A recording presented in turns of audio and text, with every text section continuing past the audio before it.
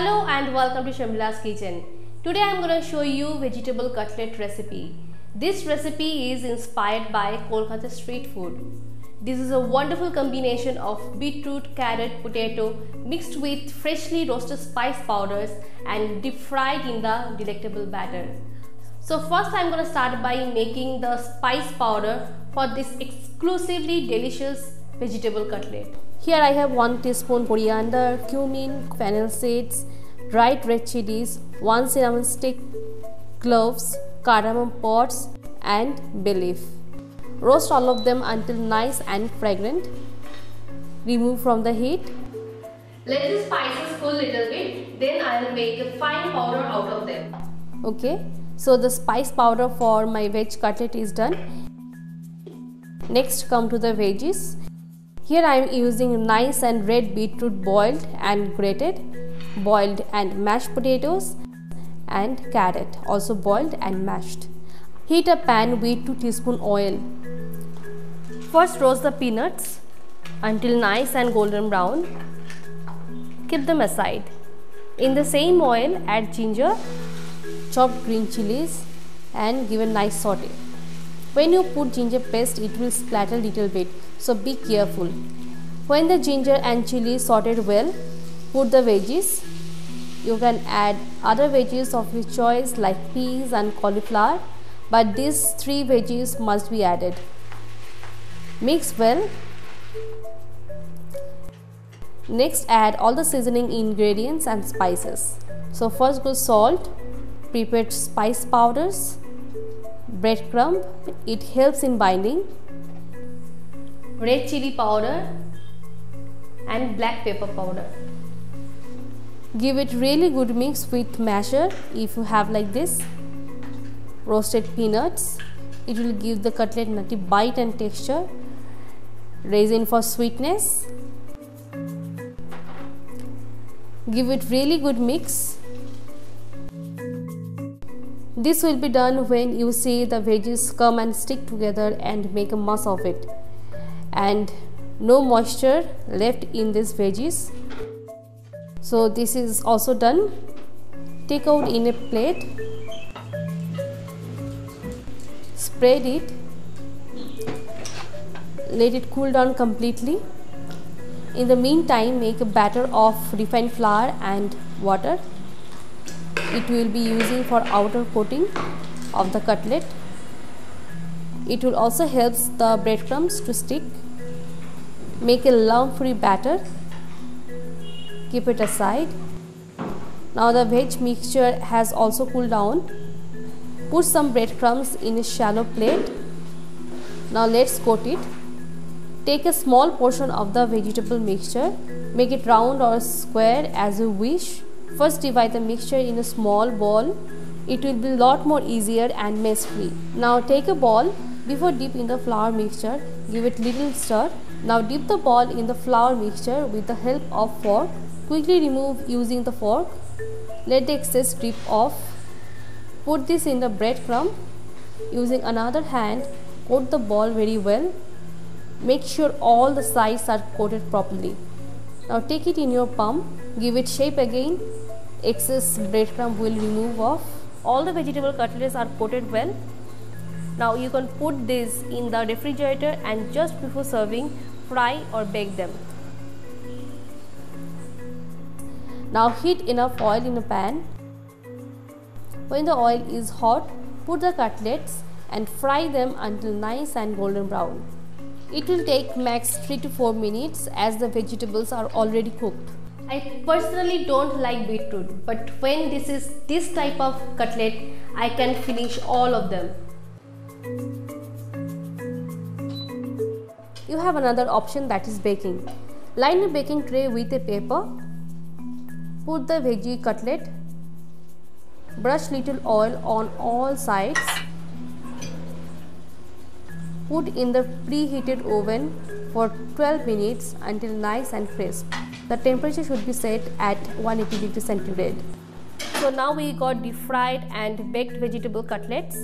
These are the deep fried like the fast food center makes, and these are the baked.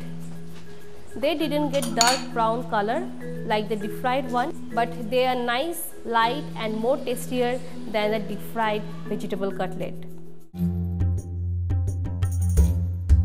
Potatoes have always been a comfort food, and dum aloo always have a special place in Indian cuisine. Hi, this is Sharmila and you are watching Sharmila's Kitchen.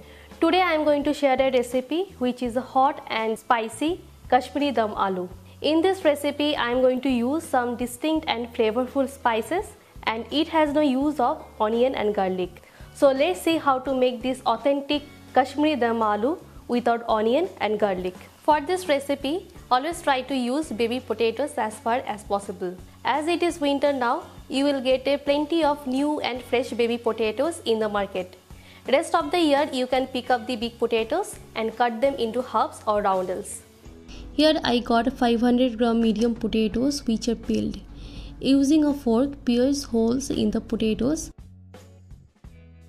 approximately 6 to 8 times so the potatoes can absorb all the flavors and masalas. In a large pot, bring the water to a rolling boil. Add salt. Put all the potatoes in the boiling water and cook at a high heat for 4 to 5 minutes. The potatoes need to be parboiled because they are going to cook again in the gravy. Once they are done, remove from the water. These potatoes are sweeter than big potatoes because their sugar has not yet converted into starch. They are less in calories and naturally fat-free, so feel free to include your low-calorie diets. Add half teaspoon turmeric and salt to the potatoes.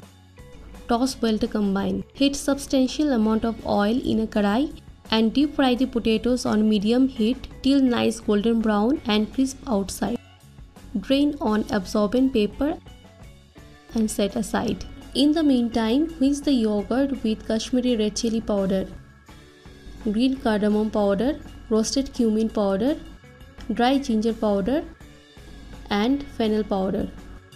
Ginger powder has very strong flavor, so be gentle of using them.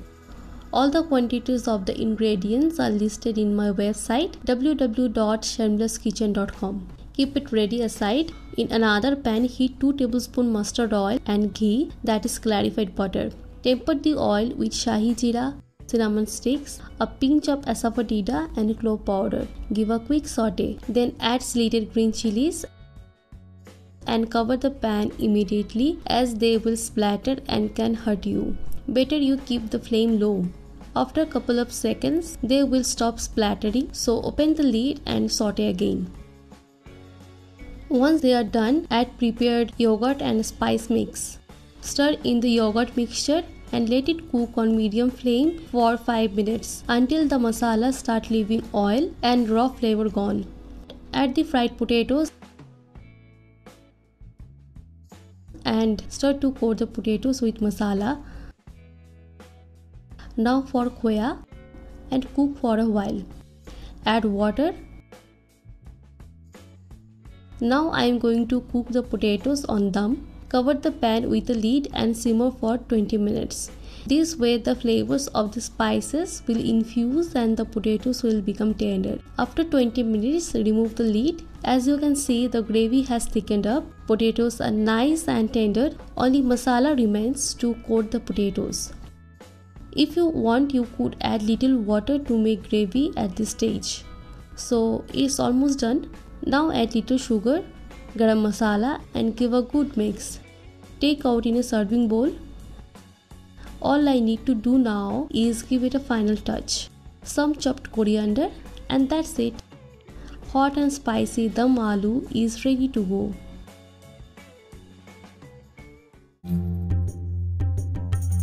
Hello and welcome to Sharmila's Kitchen. Today I am going to show you how to make chicken Risalah. Chicken Risalah is a royal Mughlai dish which is prepared in aromatic gravy. The dish is rich with exotic uses of spices, yogurt, dry fruits and nuts. So let's get started. Here I have taken medium-sized chicken pieces and they are already marinated for 2 hours with ginger paste, garlic paste, salt and curd. First I am going to heat 4 tablespoons ghee, that is clarified butter, in a pan. Generally, the dish gets original Mughlai flavor from dalda. It is a hydrogenated fat.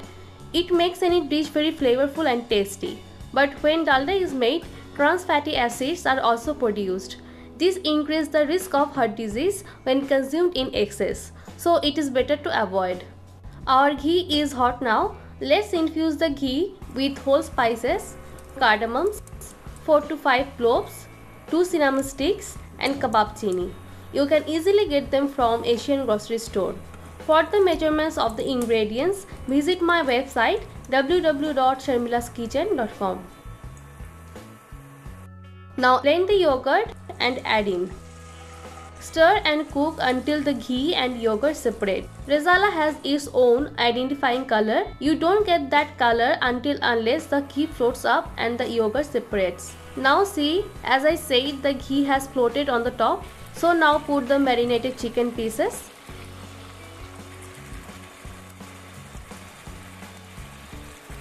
Mix well with yogurt.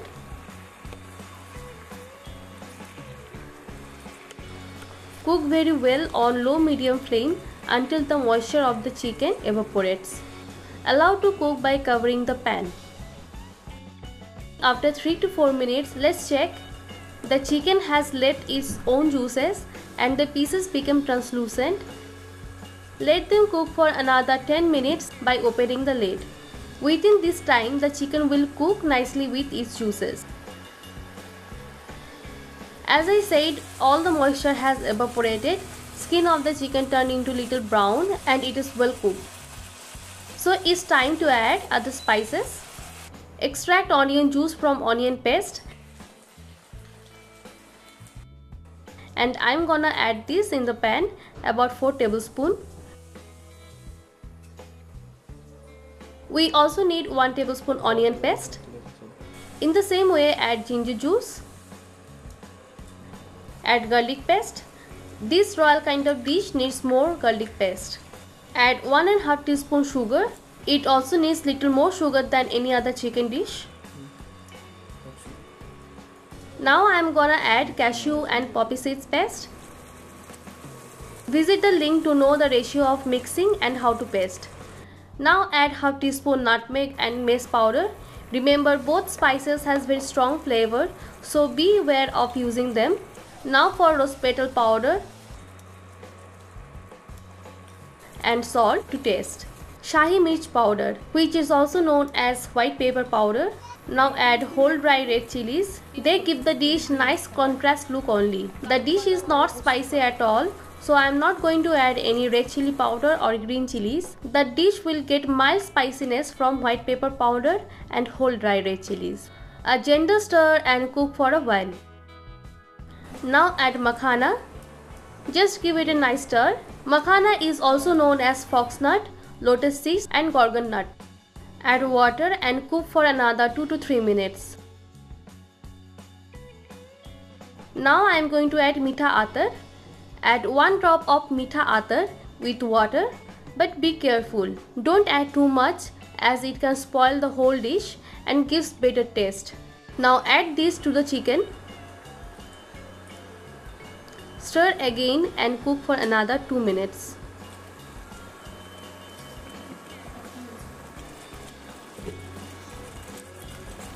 Chicken risalah is ready. Take out in a serving bowl. Serve with any kind of Indian bread and rice. I am gonna serve with butter roti and spicy vegetable pulao.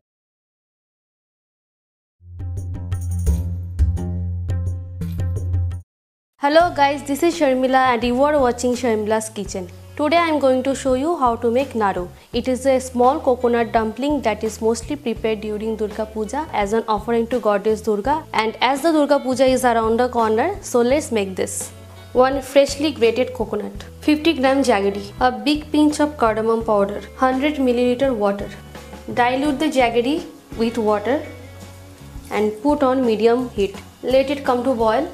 You can add sugar instead of jaggery, and you can also add milk instead of this water, but in that case the Naru will not last more than 7 days, so store it in the refrigerator. The jaggery has melted. Now I am going to add this grated coconut. Mix on slow flame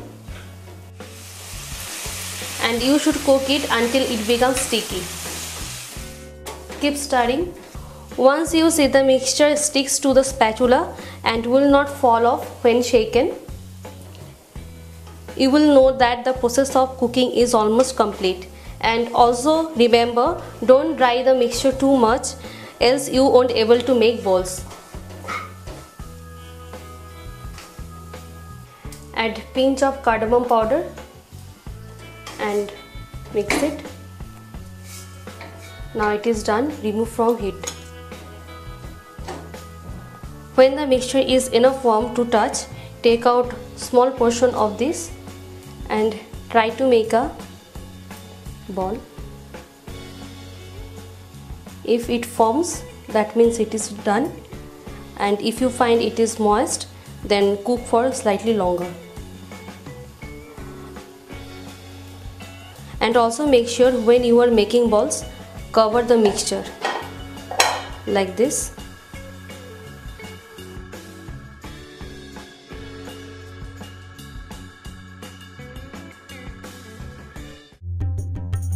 Hello and welcome to Sharmilazkitchen. Today I will be sharing a recipe of authentic Bengali dessert called Rasgulla. Now who doesn't heard about Rasgulla? We all love these tiny and juicy sweet cheese balls prepared by freshly squeezed chena, which is done by curdling the milk and then cooked in the sugar syrup. The most difficulties we find when we're making Rasgulla, like it came out hard, sometimes broken, dry, or not puffed up properly. So today I'll be sharing exact tips and techniques to get soft and spongy Rasgullas like the way professionals make in the sweet shop. And once you master the techniques, you can make thousands of Rasgullas every time. So the first step is making the chena or curd cheese, and to do so we need to bring the milk to a boil. Here I have taken 2 liters of full cream cow milk because it contains more fat, which makes the Rasgulla soft and gives more in quantity and better texture. Stir occasionally. If you make the Rasgullas with skimmed milk or toned milk, the texture of the Rasgullas will not come out as perfect as we get from the sweet shop, and also the quantity will be very less. The second important step is curdling the milk. To curdle the milk, we need edible acidic substance like vinegar, citric acid, curd or whey that we get after curdling the milk. Here I am going to use curd because it will make the chena very soft that we are looking for this recipe. Citric acid or vinegar are highly acidic. They curdle the milk very fast and makes the chena very hard. So either use curd or whey, especially when you are baking Bengali cheese sweets. Now the milk came to a boil. I'm gonna switch off the heat now. I put a clean cotton cloth on a strainer that I put on the bowl to collect the milk solids or chena. In the meantime, I beat the yogurt, and now I'm gonna slowly add it 1 tablespoon at a time and stir. There is an exact measurement of adding yogurt. You have to add it until the milk solids and the greenish water separate. I added total 6 tablespoon curd in it, and now you can see the milk has curdled. As soon as the chena separates completely, pour that in the strainer. Collect the end of the cloth. Put this chena in the chilled water. This will stop the further curdling process by bringing down the temperature. Now squeeze the cotton cloth with your hands very well so that the excess water drained out from the chena. Now tie and hang for 30 minutes for the extra water to drain out. Make sure you don't press it tightly with anything, else the cheese will become very hard and you cannot make balls out of them. Now let's make sugar syrup. We need 2 types of sugar syrup here. One is thick syrup, another is thin syrup. So first I'll be making thick sugar syrup. In a saucepan, add 2 cups of sugar. Add equal amount of water. Stir it now. Bring it to a boil. Now it came to a boil. Add little milk. This will purify the sugar syrup. Let it be done. Now let's check our chena. See, we have got a good mass of chena here. it will give at least 30 rasgullas. Now we have to knead the chena very well. I am going to divide the cheese because it's very difficult to knead the whole chena at a time. Here our thick sugar syrup is almost done. See, the impurities of the sugar is floating on the top. We have to remove it. After removing, store in a bowl. Let's come back to our cheese. When you are working with a part of chena, cover the other part with wet cloth. Using the heel of the palm, mash the chena and knead. Go forward and back. Keep on collecting the chena from the sides and continue to mash and knead. It will take 7 to 8 minutes to achieve the desired texture. You should knead it very well because it's very important. Depending on the kneading process, the texture of the rasgullas will be decided. When you are kneading, add little bit of refined flour and cardamom powder. Refined flour will bind the rasgullas and cardamom for flavoring. You can also add semolina. Knead the dough until you can form balls out of it and your palm becoming a bit greasy. Make sure you don't over knead it. Now make clean sugar syrup. Add 1 cup of sugar to 7 cups of water. Now let it come to a boil. In the meantime, let's make chena balls. Make sure there is no crack on the surface. Now the water is boiling. Put a batch of tiny balls. Don't put too many balls at a time because after cooking they will be puffed up and become double in size. While a batch of rasgullas are cooking, cover the rest of the rasgullas with wet cloth to prevent dryness. Cook the rasgullas for 5 minutes on medium-high flame and then 15 minutes on simmer. After 20 minutes, remove the lid. Move the back side of the spoon. I have seen this way in the sweet shop. This process really helps the rasgullas to swell up. Cook for another 10 minutes. You can check in 2 ways if the rasgullas are done. The first method is to place the rasgulla in a bowl of water. If the rasgulla sinks to the bottom and stays there, it's done. If not, you have to cook it for a few more minutes. The second method is pressing method. Press the small portion of the rasgulla. If the pressed portion bounces back to its original shape, then your rasgullas are done. And just like that, my rasgullas are all done. Now transfer them in thick sugar syrup.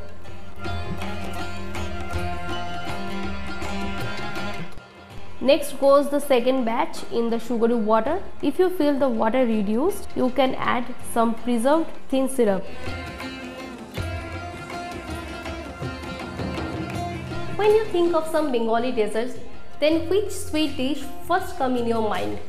Let me know in the comment section below and I will share the recipe with you very soon. If you like this recipe, then hit the like button and subscribe to my channel if you haven't done already. See you next week. Till then, take care and bye-bye.